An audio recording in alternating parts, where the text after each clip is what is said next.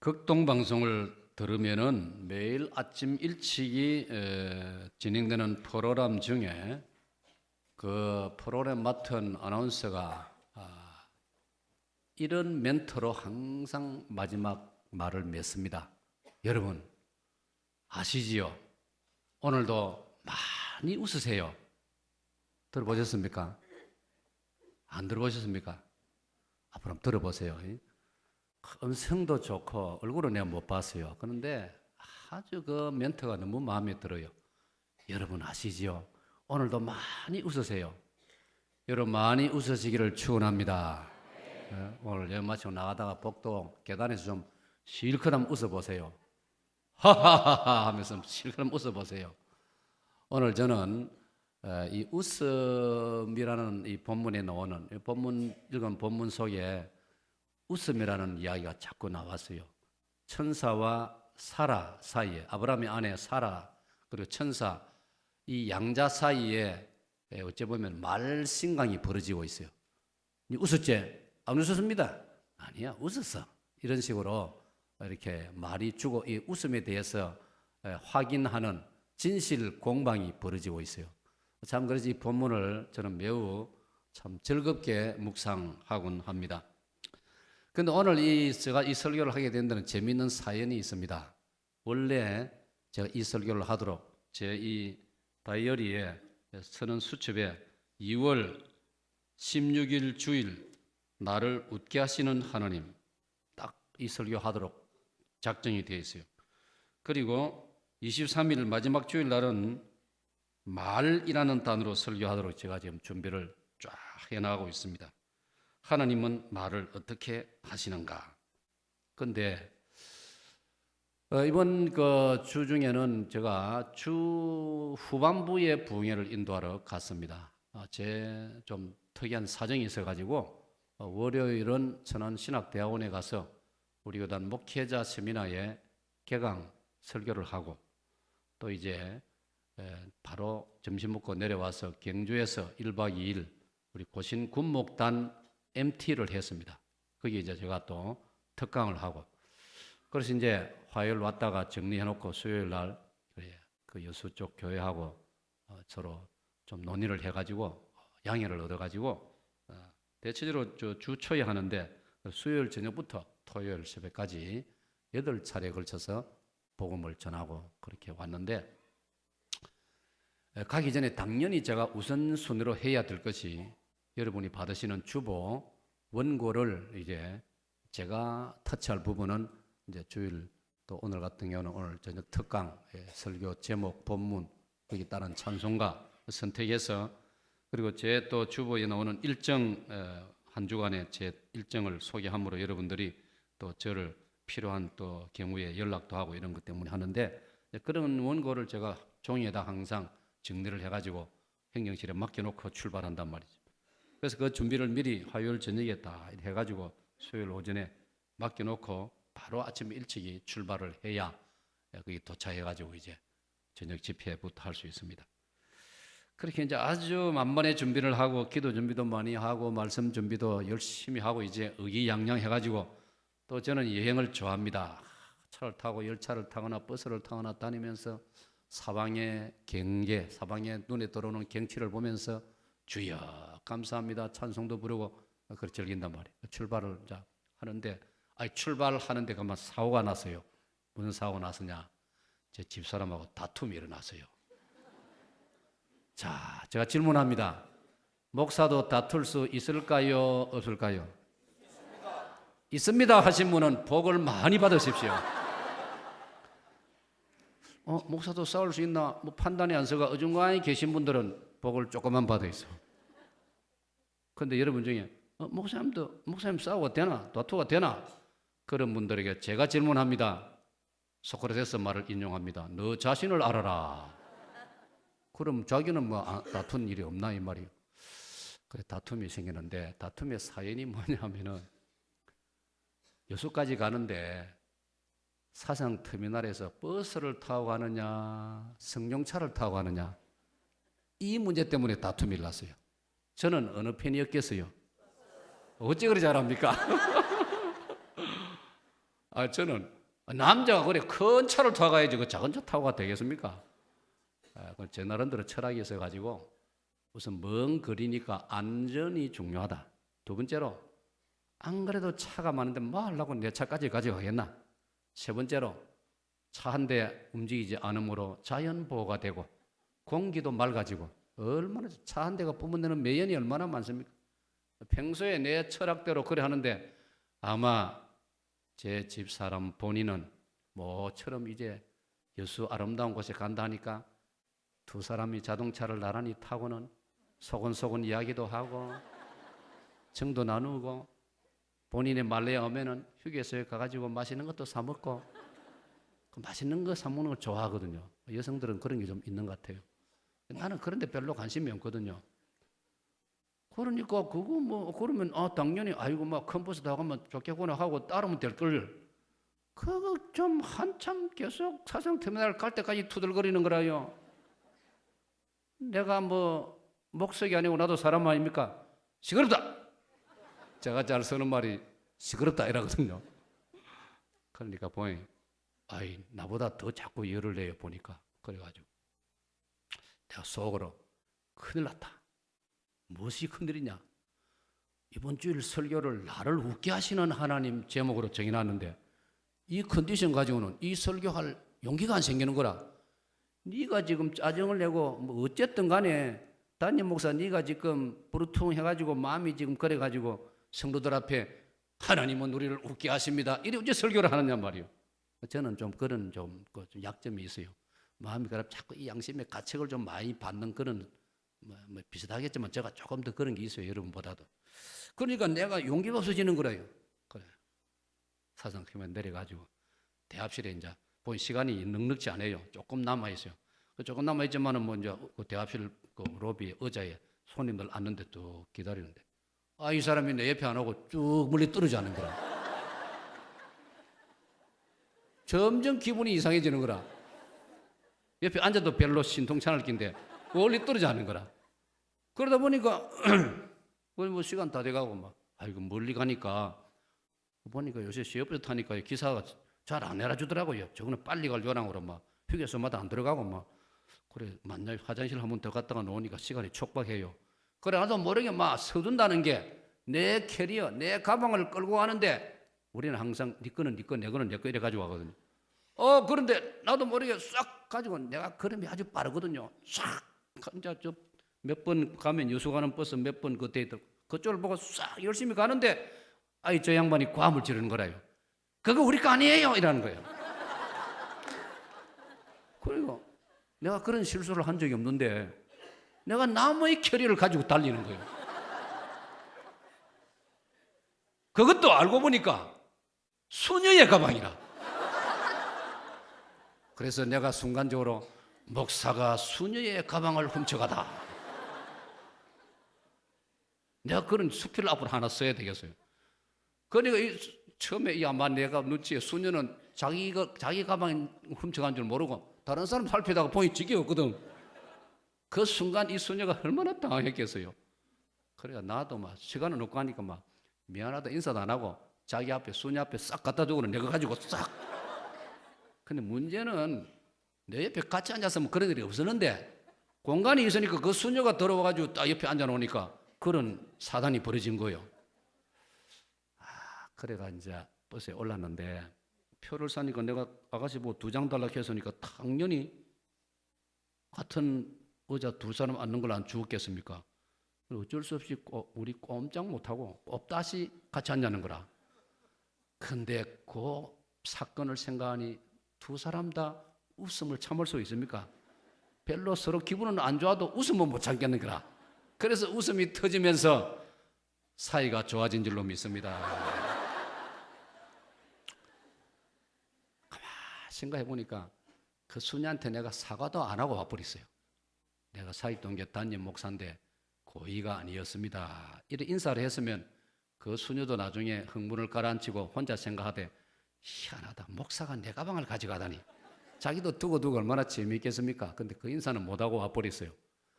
그래가지고 다시 버스 안에 앉아가 이제 출발하는데 교회로 또 문자를 안 보냈습니까? 본래대로 함.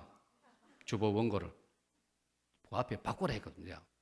대합실에 앉아가지고 주보 설교 본문 제목을 바꿈 해가지고 본문하고 제목하고 바꿔서 보냈단 말이에요. 다시 버스 안에 올라가서는 바꾸지 않음, 본래대로 함. 왜? 하나님이 나를 웃게 하셨기 때문에 설교할 용기가 다시 생긴 겁니다. 할렐루야. 그래서 제가 가만히 생각해 보니까 오늘 만약 이 설교를 안 하면은 오늘 여러분 중에 문제가 생길 사람이 있는 거라. 여러분 중에 뭔가 고민을 안고 왔는데 다른 주제로 설교했으면 별로 감동을 못 받고 돌아갈 텐데 오늘 내가 이 설교하는 바람에 여러분 중에 웃음이 필요한 분은 오늘 은혜를 많이 받으시기를 축원합니다. 틀림없이 몇 사람 있을 거요. 내가 오늘 고민을 안고 내가 마음이 울적해가지고 내가 어제 말이지 아니면 오늘 아침에 한바탕 하고 왔는데 이게 참 이래가 안 되는데 오늘 설교를 들음으로 그게 다 해결되고 새 힘을 얻으시기를 축원합니다. 자, 오늘 설교 제목 다 같이 다시 한번 하겠습니다. 시작. 할렐루야. 시작. 할렐루야. 여러분 찬양할 때 내가 그래도 눈살미가 아주 밝거든요. 딱 보니까 몇 분은 조금 우울해가 찬양하더라고요. 몇 분은. 근데 오늘 설교를 통해서 치유받으시기를 축원합니다. 우울 안 해도 이럴 때는 아멘 하는 거요. 아이고 참 치유받으시기를 축원합니다. 첫째로 생각할 말씀은 웃으시는 하나님입니다. 웃으시는 하나님. 다 같이요. 시작. 웃으시는 하나님. 여러분 성경 읽으면서 하나님이 웃으신다는 걸 여러분 생각해 보셨습니까? 성경에 나와 있어요. 시편 2편 4절을 같이 읽겠습니다. 시편 2편 4절 시작. 하늘에 계시니가 웃으심이여 주께서 그들을 비웃으시리로다. 자, 저기 저 4절을 단락을 중간에 딱 끊으세요. 하늘에 계시니가 웃으심이여 저기에 사선을 딱 치세요. 둘로 나누라 이 말입니다. 저 앞부분을 묵상하면은 하늘에 계신 우리 하나님도 웃으신다는 걸 믿으시기를 바랍니다. 하나님도 웃으십니다. 여러분 하나님은 웃는 분이 아니라고 그동안 생각하셨다면 그걸 고치세요. 하나님도 웃으신다는 걸 우리가 잊지 말아야 되는 거예요. 왜? 우리가 웃지 않습니까? 여러분 인간에게 웃음이 있지 않습니까? 우리에게 웃음이 있다는 것은 하나님의 가지신 그 웃음을 우리에게 선물로 주신 것인 줄로 믿습니다. 그렇습니다. 우리에게 있는 죄성, 나쁜 것 이런 것은 하나님 주신 게 아니에요. 그러나 우리에게는 좋은 것은 하나님이 가지고 계시는 겁니다. 그걸 우리에게 나누어 주신 거예요. 그걸 우리 창조하실 때 하나님께서 우리에게 그 은사를, 그 성품을 우리에게 불어넣어 주신 줄로 믿으시기를 축원합니다. 할렐루야. 그래서 버스 안에서 진짜 많이 웃었습니다. 참 좀 어색하기도 어색하더라고요. 두 사람이 집사람하고 둘이서 웃는데 참 어색하면서도 웃으면 못 참겠더라고요.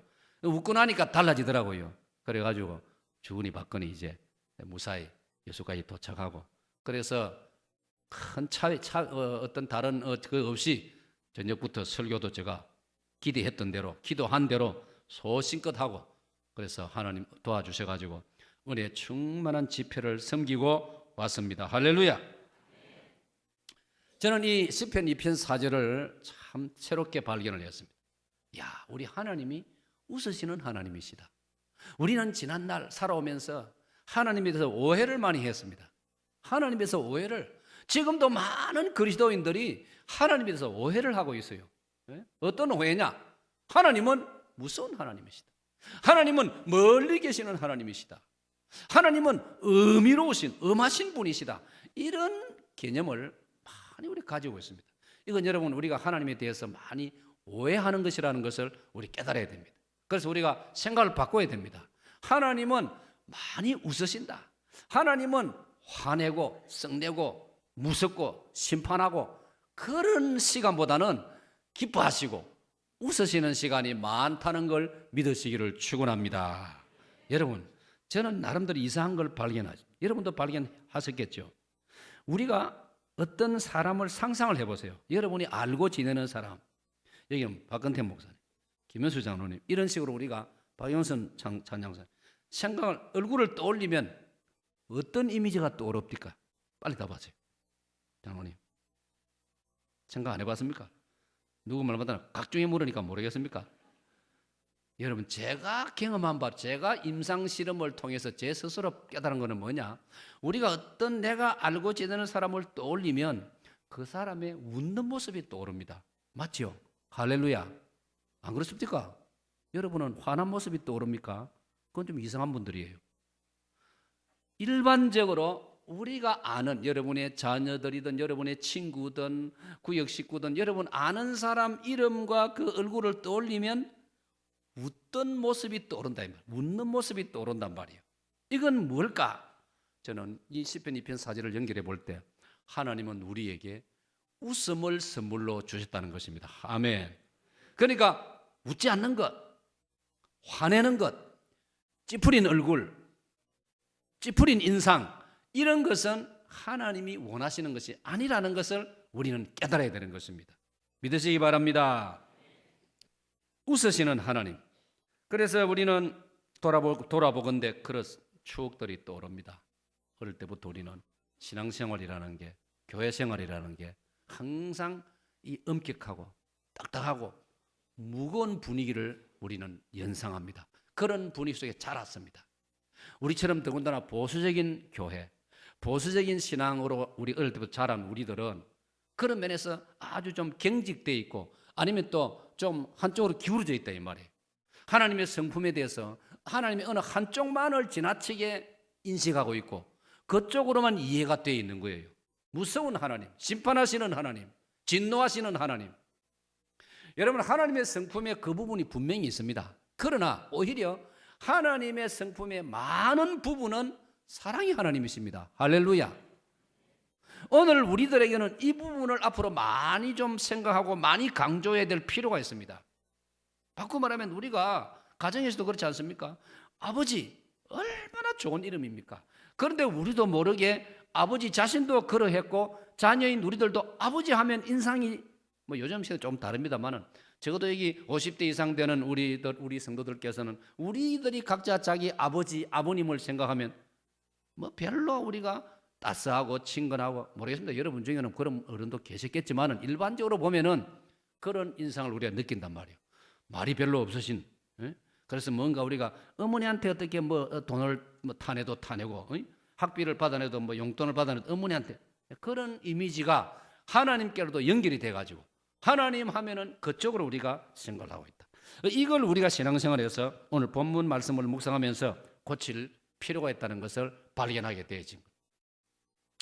하늘에 계신 하나님이 웃으신다는 걸 여러분 잊지 마시기를 바랍니다. 자, 찬양대 한 번 더 읽어주시죠. 시작.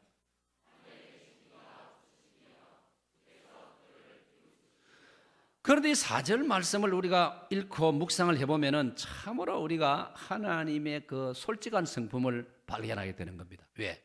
하나님도 비웃으실 때가 있다 이 말이에요. 우리 박근태 목사님 자주 쓰는 말 내가 기억나네요. 여러분 비웃으면 건강에 해롭습니다. 그런 말 박 목사님 자주 설교 때 인용하던데 그거 참 일리가 있는 말이에요. 그런데 여러분 우리는 때로 비웃어서 안 될 경우에도 비웃습니다. 비웃으면 결례가 될 경우에도 비웃는 그런 우리 약점이 또 실수가 있을 수 있어요. 그런데 하나님께서 왜 비웃으시느냐? 시편 2편을 연결해서 보면요. 세상의 군왕들이 나서서 하나님의 간섭을 무시하자 하는도다. 하나님이 우리에게 주신 것을 끊어버리자 하는도다. 그런 군왕들을 보고는 하나님께서 비웃으신다 이 말이에요. 사랑하는 여러분, 오늘 저와 여러분은 우리를 쳐다보시고 하나님이 비웃으시는 것이 아니고 우리를 쳐다보시고는 하나님이 만족하시고 하나님께서 마음이 즐거우셔서 웃으실 수 있는 그런 우리 성도들이 되시기를 축원합니다. 하나님이 나를 쳐다보실 때 하나님이 나를 보시고 나를 바라보시면서 웃으실까? 나를 바라보시면서 비웃으실까? 한번 생각해 보자는 거예요. 저 시편 2편 4절이 그걸 우리에게 말해주고 있는 것입니다. 우리 이제 앞부분에 나오는 하늘에 계신 우리 하나님이 우리를 바라보실 때 웃으실 수 있는 그런 복된 성도들이 되시기를 축원합니다. 여러분, 우리 하나님이 즐거워서 웃으시는 모습에 대해서는 또한 스바냐 3장 17절이 말씀해 주고 있습니다. 구약성경 스바냐 저 말라기 앞에 스가랴, 스가랴 앞에 스바냐, 스바냐를 보면은 이렇게 3장 17절입니다. 시작. 너의 하나님 여호와가 너희 가운데에 계시니 그는 구원을 베푸실 전능자이시라. 그가 너로 말미암아 기쁨을 이기지 못하시며 너를 잠잠히 사랑하시며 너로 말미암아 즐거이 부르며 기뻐하시리라 하리라. 할렐루야. 이 한 구절 속에 하나님이 기쁨을 이기지 못하시, 하나님이 너희들을 보고 즐거이 부르고 즐거이 부른다.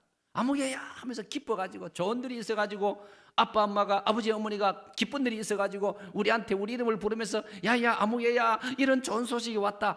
마치 그와 같이 하나님께서 우리를 즐거이 부르시고 우리를 보시고 기뻐하시고 잠잠히 우리를 사랑하시고, 더 놀라운 사실은 하나님께서 우리 때문에 기쁨을 이기지 못한다. 도무지 기쁨을 감출 수가 없고, 그래서 하나님께서 그 기쁨을 터뜨리시고 토로하시고 외치시고, 우리 하나님 그런 하나님이시라는 것입니다. 사랑하는 여러분, 오늘 하나님께서 저와 여러분을 바라보실 때 기쁨을 견디지 못해 하시고 우리 때문에 기쁨이 충만해지시는, 우리 때문에 웃으시는 그런 하나님의 자녀들이 되도록 저와 여러분 오늘 이 말씀을 통해서 다시 한번 결단하시기를 축원합니다. 우리 하나님은 또한 우리에게 웃음을 주시는 하나님이십니다. 오늘 하나님께서 본문에 아브라함의 아내 사라에게 웃음을 주고 계시는 겁니다. 왜 웃음을 주십니까? 12절을 보십시오. 자, 12절 말씀. 사라가 속으로 이르되 내가 노쇠하였고 내 주인도 늙었으니 내게 무슨 즐거움이 있으리요. 여러분, 이때 아브라함과 사라 부부는 할아버지 할머니입니다. 그 증거를 11절에 뭐라 했습니까? 아브라함과 사라는 나이가 많아 늙었고 사라에게는 여성의 생리가 끊어졌는지라. 당연하지 않습니까? 이때 사라의 나이가 89세입니다. 말이 안 되지 않습니까? 그런데 하나님의 사자가 와서 그 앞에 10절, 9절, 10절에 보면은 내년 이맘때쯤 네 아내 사라에게 아들이 있으리라. 웃지 않을 수가 있습니까?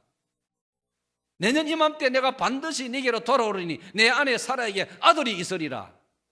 여러분, 이 소식을 저와 여러분은 오늘 성경을 읽으니까 이 정도지, 본인은 이 소리를 들었을 때 얼마나 웃었겠습니까? 어떤 면에서는 잘 믿어지지도 않고, 하나님 말씀이니까 당연히 믿어야 되지만은 사람이니까 어찌 그런 일이 있겠나. 11절의 말씀처럼 내 남편 늙어버렸고 나도 생리가 다 끊어져 버리는데 그게 무슨 말씀이냐. 그래서 결과적으로 사라가 웃었더라. 12절 받합시다. 사라가 속으로 웃었는데 사실은 자기 마음에는 속으로 웃었다고 하지만은 사람이 자기를 숨길 수 없지 않습니까? 웃음이 밖으로 나온 거예요. 그러니까 천사가 알은 거예요. 그러니까 천사가 조금 진행되면 뭐랍니까? 사라야, 네가 왜 웃었느냐? 사실은 보면 남편 아브라함 보고 하는 말, 네 아내 사라가 웃었느니라. 그러면 틀림없이 아브라함이 무슨 말 안 했겠습니까? 자기 아내 보고 보소, 웃지 마소. 천사하고 내하고 지금 대화하는데 어디 그냥 시시를 웃고 있어.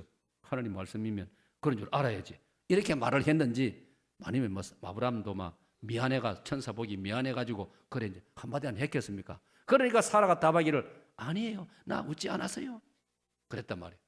그런데 천사가 15절에 보니까 아니야, 네가 웃었느니라. 주고받는 이 이야기를 보면요, 진실 공방을 하는 같이 보인다. 그런데 여기는 무슨 뭐 법정에서 따지듯이 그런 말투가 아니고 조크면 조크, 아주 유머러스하고 아주 재미있는 그런 상황 속에서 말을 주고받고 있다 이 말이에요. 사랑하는 여러분, 그래서 하나님은 사라에게 웃음을 주시는 겁니다.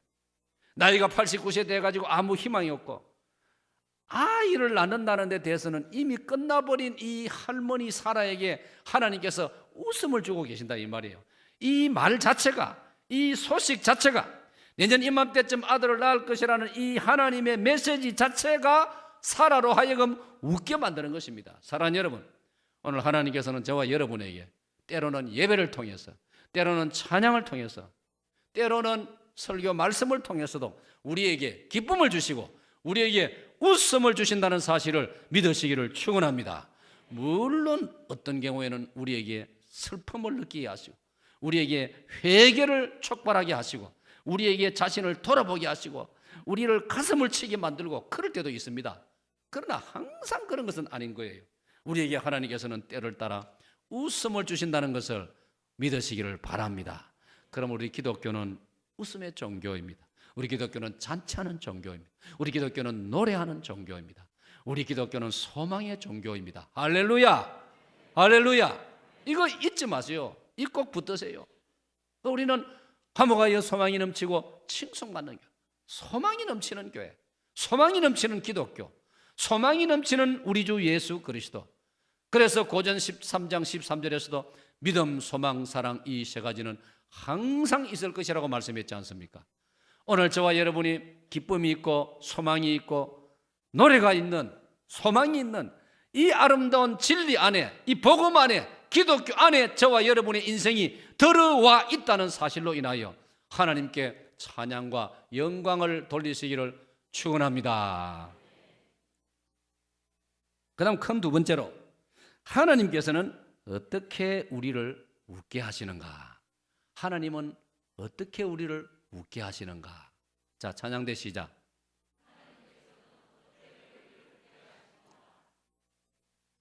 9절 말씀을 보겠습니다. 자, 9절 말씀, 9절 다 같이 읽습니다. 시작. 그들이 아브라함에게 이르되 네 아내 사라가 어디 있느냐? 대답하되 장막에 있나이다. 사랑하는 여러분, 저기에 둘째 줄을 주목하세요. 하나님께서 천사들을 통해서 아브라함에게 묻습니다. 네 아내 사라가 어디 있느냐? 네 아내 사라가 어디 있느냐? 여러분, 저 구절을 가만히 들여다보면 어떤 다른 구절이 떠오르지 않습니까? 창세기 3장 8절 9절을 보면요, 에덴 동산에 아담 하와가 범죄하고 하나님을 스스로 두려워해가지고, 하나님 아무 말씀 안 했는데 저거 스스로 두려워해가지고 동산 숲을 속에 숨었지 않습니까? 그때 하나님이 오셔가지고 아담에게 질문합니다. 아담아, 네가 어디 있느냐? 사랑하는 여러분, 하나님이 아담에게, 지금 아브라함에게 네 아내 사라가 어디 있느냐, 아담아 네가 어디 있느냐 이 물으실 때 몰라서 묻는 것이 아니라는 것을 여러분도 아시지 않습니까? 예? 우리가 수목결할 때 예를 들어서 엄마하고 딸이, 아빠하고 아들이 수목결할 때 아들이 숨어봤자 뻔하지 않습니까? 방 안에 뭐 마당에 아니면 장독 뒤에 뭐 뻔하지 않습니까? 아버지가 몰라서 묻습니까? 안 보이네, 어디 가봤나, 이렇게 하지 않습니까? 그때 아버지는 몰라서 묻는 게 아니에요. 그 아이를 사랑하기 때문에 짐짓 장난스럽게 재미로 이 아이에게 호기심을 불러일으키려고 안 보이네, 너 어디 숨었나, 큰일 났네, 이렇게 하지 않습니까? 해보셨지요? 다 우리 경험 있지 않습니까? 하나님께서 저렇게 말씀하시는 것, 저기서 우리가 뭘 발견할 수 있느냐? 하나님은 우리의 아픔을 알고 계시는 거예요. 받합시다. 아픔을 아시는 하나님. 사랑하는 여러분, 사라의 아픔을 하나님이 알고 계신다는 것. 사라가 한 여성으로서 결혼했습니다. 큰 가문을 이루었습니다. 아브라함의 가문이 번창했습니다. 그러나 아들이 없습니다. 그 집에 사내 아이들이 많습니다. 창세기 14장으로 거슬러 올라가면은 아브라함의 집에는 굵직굵직한 남성들이, 청년들이 318명이나 되었습니다. 그러나 그렇게 많은 아들 또래의 젊은들이 많이 있어도 사라의 마음 한 구석에는 뭔가 허전함이 있습니다. 슬픔이 있습니다. 아픔이 있습니다. 이미 겪었습니다. 자기 집에 있는 여종 하가를 통해서 그래도 저 남편에게 아들 하나 안겨줘야 되지 않겠느냐, 사라가 그리 생각해가지고 그런 일도 한번 일어났던 일이 있지 않습니까? 그러면 좋을 줄 알았지만 결과는 좋지 않았습니다. 하갈이 오히려 여주인 사라를 향하여 무례하게 행동하고 말투가 달라지고 가정에 복잡한 일이 생겼지 않습니까? 이런 아픔을 겪은 사람이에요. 그러니까 사라의 그 마음의 아픔을 하나님이 알고 계신다는 뜻입니다. 사라가 어디 있냐? 네 안에 사라가 어디 있느냐? 아브라함, 너는 아느냐? 너는 네 안에 사라의 그 마음의 아픔을 네가 아느냐? 알아본들 네가 어떻게 할 수 있느냐? 내가 해줄 수 있다. 할렐루야, 할렐루야. 사랑하는 여러분, 그러면 오늘 우리 인생을 살아갈 때 궁극적인 치유는 하나님이 해주신다는 걸 믿으시기를 바랍니다. 물론 하나님은 우리를 다양한 모습으로 세워주십니다. 목회자로, 장로로, 권사로, 또 집안에서는 남편으로, 아내로, 아버지로, 엄마로 뭐 다양하게 우리를 세워주십니다. 그러므로 각자 의무와 책임이 있습니다. 우리가 내 옆에 있는 사람, 가까이 있는 사람에게 그들의 아픔을 조금이라도 덜어주고, 조금이라도 가볍게 해주고, 그 슬픔을 조금이라도 우리가 위로해주고, 그를 당연히 그래야 됩니다. 그러나 그건 한계가 있는 거예요. 궁극적인 만짐은, 궁극적인 치료는 하나님이 주신다는 걸 믿으시기를 바랍니다. 그러므로 열왕기상 19장 4절에도 보면은요, 하나님의 큰 능력 많던 하나님의 사람 엘리야가 지쳐서 쓰러져서 번아웃이 되고 완전히 다운이 돼가지고 완전히 바닥에 쓰러져 버렸을 때, 사랑하는 여러분, 궁극적인 치료, 그 앞에 하나님의 좋은 성도가 도와준 일도 있습니다. 사라밧 가부도 도와주었지요. 오바다라는 그 국내 대신 고급 지위에 있는 사람도 엘리야를 많이 도와주었습니다. 그러나 그거는 한계가 있는 거예요. 더 이상은 더 어쩔 수 없는 한계를 가진 인간이에요. 그러니까 열왕기상 19장 4절에 보니까 하나님이 보내신 천사가 엘리야를 어루만지더라. 할렐루야. 어루만진다는 말이 두 번이나 나와요. 궁극적인 건 하나님이 해주시는 거예요. 오늘 본문에 하나님께서 사라의 아픔을 알고 계시고 이 사라의 아픔을 오늘 해결해 주러 오셨다고 성경은 말씀하고 있는 거예요. 그러니 우리는 웃을 수 있는 거예요. 기뻐할 수 있는 거예요. 평안을 누릴 수 있는 거예요. 그래서 우리 예수님은 우리를 보고 평강이 있을지어다라고 말씀하신 거예요. 요한복음 20장 19절로 21절에 보면 부활하신 예수님이 두려워서 그 당시에 유태인들과 로마 군인들을 두려워해가지고 대문을 안으로 걸어 잠그고 숨죽이고 숨어 있는데 부활하신 예수님이 나타나셔가지고 너희에게 평강이 있을지어다. 할렐루야. 그러므로 사랑하는 여러분, 우리 하나님은 우리에게 필요한 궁극적인 평강을 주십니다. 우리에게 필요한 치유를 주십니다. 우리에게 필요한 회복을 주십니다. 우리의 아픔을 만져주십니다. 우리의 슬픔을 위로해 주십니다. 그러므로 저와 여러분은 그리스도 예수로 말미암아 기뻐할 수 있고 노래할 수 있고 웃을 수 있다는 것을 믿으시기를 축원합니다. 여러분, 신앙생활을 하다 보면 이 진리를 깨닫게 되어지는 거예요. 하나님 은혜를 받다 보면 이 단계에 이르게 되는 거예요. 이걸 깨닫게 되어지는 거예요. 그래서 우리의 믿음이 놀라운 세계로 들어가게 되는 거예요. 사랑하는 여러분, 마치 사도 요한이 요한계시록 1장을 보면은 마지막 순간에 반모섬으로 유배를 갔습니다. 여러분, 사도 요한은 그 유배로 로마 제국에 의해서 그 귀양살이를 가기 전에도 사도 요한은 평소에 하나님의 능력과 기적을 많이 경험했습니다. 그러나 그 반모섬으로 유배를 갔을 때 그의 신앙은 더 높은 단계로 성장했습니다. 그는 거기서 환상 중에 하나님께서 보여주시는 놀라운 세계를 보았지 않습니까?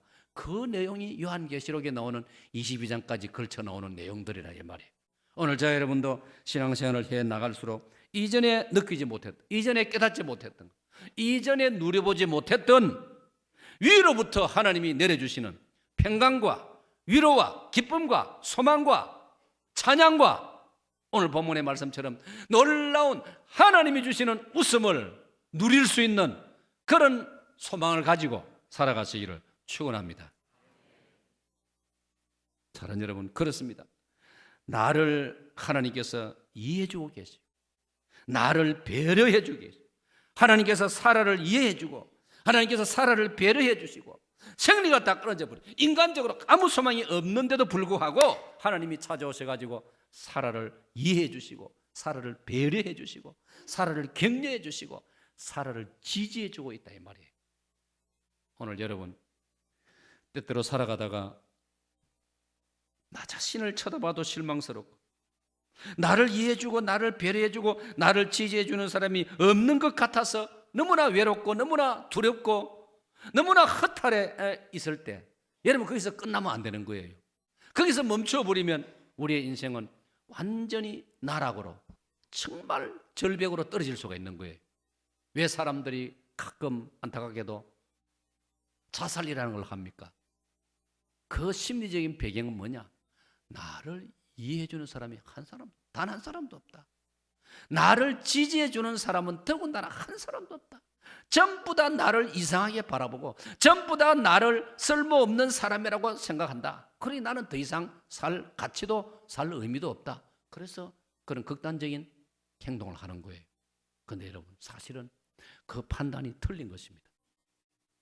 분명히 누군가는, 분명히 어디인가는 나를 이해해주고 나를 배려해주고 나를 정말 아껴주고 나를 지지해주는 사람이 많지는 않을지라도 분명히 있다는 사실을 우리 잊지 말아야 됩니다. 믿으시기 바랍니다. 그렇기 때문에 사람은요, 아무리 극한 상황에 이르고 너무나 이제는 절망적인 숨조차 쉴 수 없는 상황에 이르렀을지라도 나를 지지해 주는 사람이 단 한 사람만 있어도요, 그 사람은 다시 일어날 수 있는 가능성이 있다 이 말입니다. 우리 피차 이런 역할을 할 수 있는 성도들이 되시기를 축원합니다. 그리고 우리가 살아가다가 우리도 어떤 어려움에 몰리게 될 때 분명히 하나님께서는 나를 지지해 주고 나를 격려해 주는 사람을 준비해 놓으셨다는 것을 여러분 믿으시기를 축원합니다. 그런 역할을 해주는 사람이라면 정말 그 사람은 멋있는 사람이고 그 사람은 정말 눈에 보이는 천사입니다. 하늘로 날개 달린, 우리 그림으로 말한다면 날개 달려 내려오는 그 천사만 천사가 아니고 저와 여러분이 그 천사의 역할을 할 수 있다라고 성경은 말씀하고 있는 거예요. 어제도 돌아오면서 목사님 몇 번을 만났는데 여수에서 미리 의논이 있어가지고 그래서 목사님들 몇 우리 만나가 점심을 먹고 왔습니다. 그중에 목사님 한 분이 아주 큰 숙제를 가지고 있었어요. 아주 마음이 무겁고 큰 숙제를 가지고. 그러나 우리 식사하고 만나서 대화하고 또 제가 기도하고 그러면서 그분이 얼마나 마음의 자유를 누리고 할렐루야 하면서 우리가 헤어질 수 있었습니다. 사랑하는 여러분, 하나님께서는 우리를 위로해 주시고 배려해 주시고 격려해 주시고 지지해 주신다는 사실을 여러분 믿으시기를 축원합니다. 그러므로 성경들이 그걸 증거하고 있습니다. 두려워하지 말라.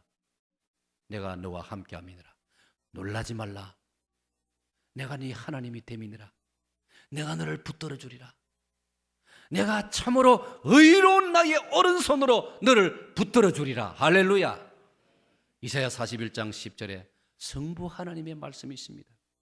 우리 성자 예수님은 우리에게 뭐라고 말씀했습니까? 요한복음 14장 읽으면 너희는 마음에 근심하지 말아라. 하나님을 믿으니 또 나를 믿으라. 내 아버지 집에 거할 곳이 많도다. 내가 가서 처소를 예비하면 너희를 데리러 다시 올 것이다. 요한복음 14장 18절에서는 너희는 염려하지 말아라. 내가 너희를 고아처럼 버려두지 아니하고 너희들을 데리러 다시 오리라. 할렐루야. 무엇이 고아합니까? 누가 고아합니까? 끝까지 부모님이 나타나지 않을 때 그게 고아가 되는 거예요. 그런데 언젠가는 부모님이 나타나리라고 약속이 되어 있으면 그 사람을 고아라 부르지 않습니다. 부모님이 나타나리 약속이 되어 있는데, 사랑하는 여러분, 우리 예수님은 우리와 약속하셨습니다. 마태복음 28장 20절에는 뭐라고 약속했습니까? 볼지어다 세상 끝날까지 내가 너희와 항상 함께 있으리라. 할렐루야. 우리를 위로하시고 지지해 주시고 우리를 처음도 떠나지 않고 우리와 함께 주겠다고 예수님 약속하셨습니다. 여러분, 보혜사 성령님은 어떤 분이십니까? 로마서 8장 26절, 우리가 빌 바를 알지 못할 때 성령님께서는 말할 수 없는 탄식으로 우리를 위하여 친히 간구해 주신다고 말씀했습니다. 이런 성령님이 우리에게 계신단 말이에요. 성령님을 성경에서는 파라클레토스라고 부릅니다. 이 헬란 말이라고 하는데 한번 받아봅시다. 파라클레토스.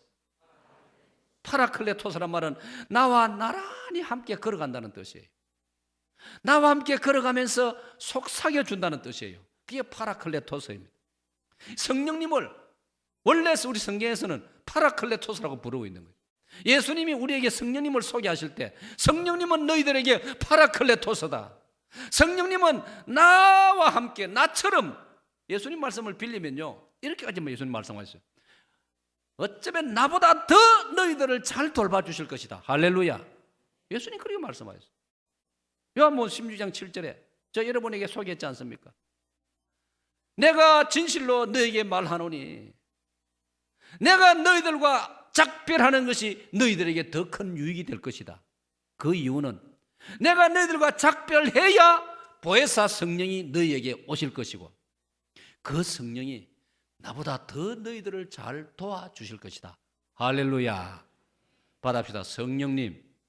다시 성령님. 지금은 여러분 성령님과 친해야 됩니다. 그래서 제가 성탄절에 교회의 배려로 여러분에게 아름답게 만들어 나누어드린 저의 첫 설교집, 첫 책의 제목이 성령님의 초대 아닙니까? The Invitation of Holy Spirit. 성령님의 초대. 성령님이 저와 여러분을 초대하고 계신다는 걸 믿으시기 바랍니다. 마태복음 11장 28절에 예수님이 우리를 초대했지 않습니까? 수고하고 무거운 짐자들 다 내게로 내가 너희를 쉬게 하리라. 근데 이제는 예수님이 하늘나라로 승천하시기 때문에 예수님 대신에 보혜사 성령님이 저와 여러분을 위하여 오신 줄로 믿으시기를 축원합니다.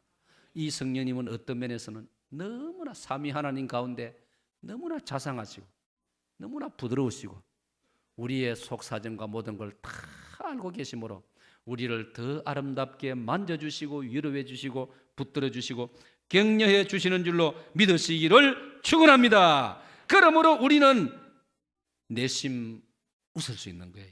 기뻐할 수 있는 거예요. 이런 든든한 성령님이 계시는데 무엇이 걱정이 되겠습니까? 그러므로 성경은 우리 보고 두려워하지 말라, 염려하지 말라, 아무것도 염려하지 말고 오직 모든 일에 기도와 간구로 너희 구할 것을 감사함으로 하나님께 아뢰라. 그래야만 모든 지각에 뛰어난 하나님의 평강이 그리스도 예수 안에서 너희 마음과 생각을 지키시리라. 가만히 있으면 안 되는 거예요. 간구와 기도를 드려야 되는 거예요. 누가복음 11장 13절에 간절히 구하라고 했습니다. 간절히 구하는 자에게 성령을 주시지 않겠느냐. 정말 성령님을 존중하고 성령님을 존경하고 성령님을 좋아하고 성령님을 그리워하고 성령님을 사모하면서 성령님의 도움을 우리가 요청하고 성령님을 내 마음속에 내 인생 속으로 초대하면은 성령님은 우리에게 임하시는 줄로 믿습니다. 그러니 우리가 얼마나 마음이 든든하고 좋아집니다. 사랑하는 여러분, 하나님은 우리를 기가 막힐 웅덩이에서 건져주셨습니다. 시편에 보니까 나를 기가 막힐 웅덩이에서 건져주시는 하나님. 시편 23편 보면은 사망의 엄침한 골짜기를 타늘지라도 해를 받지 않도록 해를 받더라도 이겨내고 극복하도록 도와주시는 하나님이심을 믿으시기를 축원합니다. 시편 46편에서는 하나님은 나의 피난처시오 힘이시니 환난 중에 만날 큰 도움이시라. 그러므로 땅이 변하든지 산이 흔들려 바다가 가운데 빠지든지 바닷물이 흉흉하고 뛰놀든지 그것이 넘침으로 산이 요동할지라도 우리는 두려워 아니하리로다. 할렐루야. 새벽에 하나님이 도우시리로다. 이방이 혼화하며 왕국이 동하였더니 하나님이 소리를 바라시며 땅이 녹았도다. 만군의 여호와께서 우리와 함께 하시니 야곱의 하나님은 우리의 피난처시로다. 아멘. 아멘. 그러니 이 말씀을 진리를 깨닫는 성도들은 이 노래를 부르는 거예요. 조금 전에 우리가 불렀던 찬송처럼 죄악 벗은 우리 영혼은 기뻐 뛰며 주를 보겠네. 하늘에 계신 주 예수를 영원히 섬기리. 이래서 내가 성이 안 찹니다. 다 같이요. 시작. 죄악 벗은 우리 영혼은 기뻐 뛰며 주를 보겠네. 하늘에 계신 주 예수를 영원히 섬기리. 할렐루야. 죄악 벗은 우리 영혼은 기뻐 뛰며 주를 보긴 했지 않습니까? 이따금씩 때때로 가끔 여러분들은 하나님 앞에서 기뻐하시기를 축원합니다. 발을 굴리면서 뛰면서 기뻐하시기를 축원합니다. 제가 1985년 난생 처음으로 아프리카를 갔습니다. 제가 섬기던 바산 제일교회에서 1987년이네 7년 연말인가 아프리카를 갔습니다. 그때 예배당을 그 당시에 1987년도에 아주 아름답게 설계를 해가지고 하나님 은혜로 우리들이 힘을 모아 예배당을 지고 나니까 교회에서 목사님 여행 한번 다녀오세요. 그래가지고 제가 영국으로 그 다음에 아프리카로 그래 갔단 말이에요. 갔는데 아프리카는 이제 우리가 돕는 선교지 탄자니아를 가서 주일 예배를 참석했는데 주일 예배를 드리는데 와, 그 당시만 해도 막 충격. 주일 낮 예배인데요. 주일 낮 예배에 30분 동안 찬양을 하는데 새카만 흑인들이요 30분 동안 전부 막 의자도 물론 좋지는 않지만 의자에서 다 일어나가지고 막 그 복도 이런 데로 나와가지고 막 30분 동안 찬양을 하는데 막 춤을 추면서 아프리카 특유의 부드러운 몸매를 가지고요 막 춤을 추는데 우와 내가 충격을 받았다고요. 한국 같으면 주일 예배 때 그래 하면 뭐 좀 옛날에 젖어 있는 분들은 에이 저거는 아닌데 해서면서 안 일하겠습니까? 근데 전혀 그런 제 마음에 그런 게 없고 이야 저분들은 진심으로 하나님을 찬양하고 저분들은 정말 하나님을 성경 말씀대로 몸과 마음과 뜻과 정성을 다하여 하나님을 섬기는구나. 할렐루야. 참 감동을 받았어요. 도전을 받았어요. 그래서 제가 그때부터 저도 이 어떤 그 인식이 바뀌어졌어요. 우리가 하나님을 우리 관념과 우리 고정관념과 우리의 어떤 사고방식 틀 안에만 하나님을 가두고 놓는 게 많구나. 그 많은 걸 생각하게 된 거예요. 그래서 사실 제가 목회에 어떤 그런 면에서 문을 열고 자유함을 느끼게 되고 그러니까 그 당시만 해도요. 제가 섬겼던 그 교회 그 지역에서요. 상당히 많은 젊은이들이 호응을 하고 그래서 교회가 또 부흥되고요. 예? 사실 그랬어요. 150명 출석하던 교회가 제가 1988년, 1990년 되면서 800명까지 성도들이 부흥이 되고 그렇게 됐다. 우리가 하나님을 얼마나 많이 가두어 놓았느냐, 제한시켜 놓았느냐 이런 걸 깨닫게 되었던 것입니다. 자 마지막으로 그러므로 이제부터 세 번째로 이제 마지막 말씀입니다. 이제부터 받읍시다. 이제부터 웃으면서 살자. 여러분 웃음에 부유한 신자로 살아가시기를 축원합니다. 웃음에 부유하셔야 돼요. 누가 부자입니까? 높고 큰 집에 살아야 부자입니까? 세상에서 이름이 난 재벌만 부자입니까? 아니에요. 성경을 깨달아 보니까요. 그리스도 안에서 기쁨이 충만하고 웃음이 많은 그 사람이 부자인 줄로 믿습니다. 그리스도 안에서 예수 그리스도의 십자가 보혈로 말미암아 죄 용서 받음으로 마음에 평강이 넘치는 그 사람이 부자인 줄로 믿습니다. 할렐루야. 이 부자의 개념이 새롭게 해석되는 거예요. 예? 사랑하는 여러분, 우리가 학교 다닐 때 배웠지 않습니까? 반소사 엄수하고 곡경이 침지라도 낙수제기 중이라. 그거 교과서에 우리가 배운 문장이란 말. 그거 보세요. 그거 무슨 그 사람이 부자입니까? 뭐 먹을 게 많습니까? 먹을 게 없어가지고 반소사 엄수하고 반찬 먹고 짜고니까 물 마시고 물 많이 마시니까 싱거우니까 반찬 조금 먹고 그게 반소사 엄수예요. 나물 먹고 물 마시고 곡경이 침지라도 팔베개 하고 누워 베개도 별로 없고 담요도 없고 요도 없고 뭐 이부자리도 별로 없으니까 그냥 팔베개 하고 들어 누워요. 그런 궁색한 삶인데도 그 사람이 그 다음 뭐라고 말했습니까? 낙수제기 중이라. 그 중에 기쁨이 있도다. 할렐루야. 오늘 그 사람보다 못한 사람 우리가 누가 있습니까? 거기다가 우리는 삼위 하나님을 모시고 주 예수 그리스도로 말미암아 죄 용서를 받고 천국의 소망을 가지고 하나님의 자녀라는 이름을 가지고 살고 있으니 우리가 무엇이 부족합니까? 그러므로 주 안에서 웃으면서 살고 웃음에 부요한 여러분, 저와 여러분 되시기를 축복합니다. 우리 조상들은 성경이 들어오기 전부터도 소문 만복내라. 웃는 집안에, 웃는 집의 대문으로 만복이 들어온다고 했습니다. 짜증내고 싸우고 날 다투고 이런 집에는 복이 안 들어온다고 했습니다. 세상 사람도 그런 진리를 알고 있는데 오늘 저와 여러분이 어떻게 해야 되겠습니까? 제가 성경을 묵상해 보니까요, 하나님께서는 어두운 얼굴로 사는 것을 바라지 않습니다. 하나님께서는 성내면서 사는 걸 기뻐하지 않습니다. 사람은 어두운 얼굴 할 때가 있어요. 사무엘상 1장에 믿음이 좋았던 한나도요, 인간적으로 너무나 힘드니까 기쁨이 사라져버렸어요. 사무엘상 1장에 다 나옵니다. 그 집에도 보면은 참 성경에 보면 아들 못 낳는 이야기가 많이 나와요. 커도 아들을 못 낳고 그러다가 또 이 남편이 그래 했는지 집안 어른들이 그래 했는지 또 여자를 하나 덜 낳아가지고 그 여자가 이름이 뭡니까? 버닌나. 버닌나. 이름도 뭐 내 느낌 별로 이름 안 좋네. 버닌나. 근데 이 버닌나가 또 이상해. 그런 경우는 아들도 들어온 여자는 잘나. 아들을 쑥쑥 낳았단 말이에요. 아이 그전에는 지가 두 번째 여자니까 그전에는 아이고 형님 어쩌든지 형님 그래 놓고는 아들을 쑥쑥 낳고 나서는 뭐라고요? 나 힘들어서 못하겠어요. 형님이 설거지 하이소. 사람이 돌변해 버리는 거라. 그러니까 한나도 사람 아닙니까? 사무엘서 1장 읽어보세요. 날마다 한나가 울며 슬퍼하며 번뇌하며, 믿음이 좋아도 사람은 사람 아닙니까? 그러니까 한두 번이지 뭐 못 견디겠단 말이요. 그러니까 남편이라는 작자는 옆에 와가지고 위로한다는 게, 그대여 왜 슬퍼하고 왜 우느냐, 왜 음식을 안 먹느냐. 밥은 멍튀 같은 게 몰라서 묻나? 그거 몰라서 묻나요? 무슨 조치를 취해야 되지. 한다는 말이 왜 슬퍼하면 네가 몰라서 그래 묻나?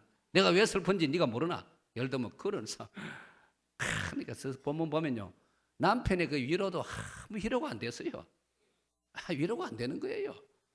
근본적인 무슨 해결이 돼야지. 그러니까 한나는 틈날 적마다 예배당을 찾아가가지고 하나님께 기도하는 거예요. 받합시다. 하나님께 부르짖자. 한나는 그렇다고 버닌나 그 작은 여자하고요, 우리식으로 말하면 깔치 뜯고 싸우고 그래 안 했다 이 말이에요. 한나는 그럴 용기도 없고 본성 자체가 그렇게는 못하는 사람이에요. 지가 속은 썩어 문드러질지라도 그래는 못하는 사람이에요. 그러니까 자기가 할 수 있는 것은 뭐냐? 예배당에 가가지고 하나님 앞에 우는 것밖에 없어. 길이 없어요. 틈만 나면 그러니까 그 예배당에 그 실로 성전에 요즘 말로 하면 담임 목사라는 자가 할배가 돼가지고 기도 먹고 눈도 좀 어두고 그래 놓으니까 그랬는지 오해를 해가지고 한나를 보고 위로해주고 축복 기도를 해줘야 될 낀데 말도 안 되는 소리를 한단 말이야. 옆에서 오더니 울고 기도하는 한나를 보고, 야 이 사람아, 대낮에 왜 술이 취했나? 니 술 취했네. 아이고, 요새 같으면 그런 담임 목사 벌써 쫓아내 버릴 낀데. 놀랍게도요, 그 실로 성전에 엘리야는 죽을 때까지 제사장으로 있더라고요. 참 그때가 좋은 시절 같아요. 그리고 한나가 놀라워요. 그런 제사장에게 자기의 심정을, 제가 사실은 이런 사연으로 내 마음이 슬퍼서 하나님께 내가 눈물로 기도하는 것이지 내가 술이나 독주를 마신 것이 아닙니다. 그러자 이 엘리야가 미안했던지 요즘 말로 말하면 축복 기도, 안수 기도를 한번 해주는 거예요. 하나님이여, 이 가련한 하나님의 딸에게 손을 들어 주이소. 아들을 하나 주이소. 그렇게 기도를 했단 말이에요. 놀라운 사실은요, 그 기도 받고 이제 예배당 문을 나서는데 성경은 그때부터 한나의 얼굴에 수색이 없어지니라. 할렐루야. 이런 놀라운 사실입니다. 그러니까 여하튼 성경을 보면은 어둡게 살라고 하지 않습니다. 밝은 얼굴로 살고, 성내지 말고, 근심하지 말고, 걱정하지 말고, 불평도 하지 말고, 성경은 이렇게 살아라고 말합니다. 받아봅시다. 믿습니다. 아멘. 감사합니다. 고맙습니다. 하나님을 향해서는 감사합니다. 사람을 향해서는 고맙습니다. 그렇게 살면 하나님께서 우리에게 기쁨을 주시고 평강을 주시는 줄로 믿습니다. 기쁨과 평강이 충만해지면 나도 모르게 웃음이 터져 나오는 줄로 믿습니다. 축복합니다. 하나님.